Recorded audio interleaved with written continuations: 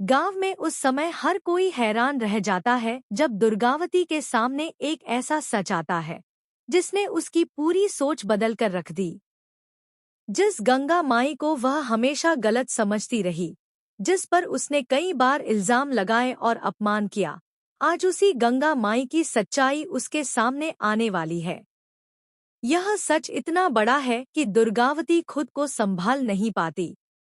दरअसल दुर्गावती को कुछ ऐसे सबूत मिलते हैं जिनसे पता चलता है कि गंगा माई ने हमेशा परिवार की भलाई के बारे में सोचा। जिन घटनाओं के लिए गंगा माई को दोषी माना गया था, उनके पीछे असली साजिश किसी और की थी।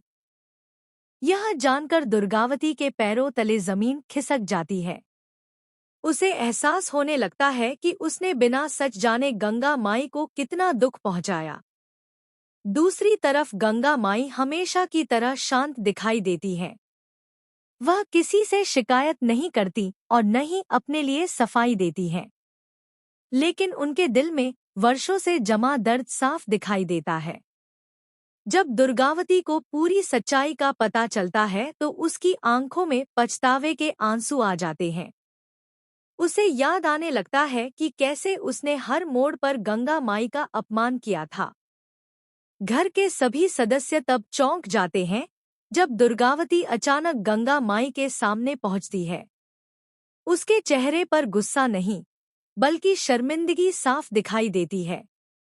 सभी सोच में पड़ जाते हैं कि आखिर दुर्गावती ऐसा क्या करने वाली है।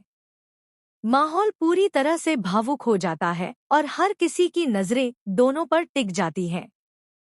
तभी दुर्गावती कांपती हुई आवाज में गंगा माई से बात करना शुरू करती है।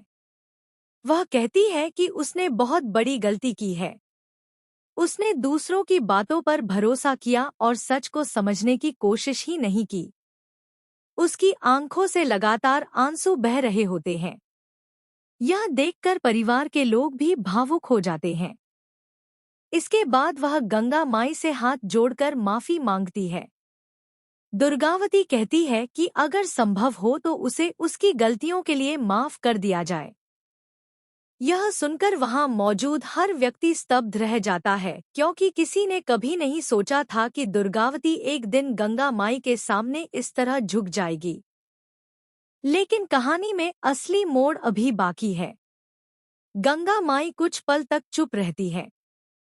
उनके चेहरे पर कई भाव एक साथ दिखाई देते हैं। एक तरफ वर्षों का दर्द है तो दूसरी तरफ परिवार को टूटने से बचाने की चिंता। सभी लोग बेसब्री से उनके जवाब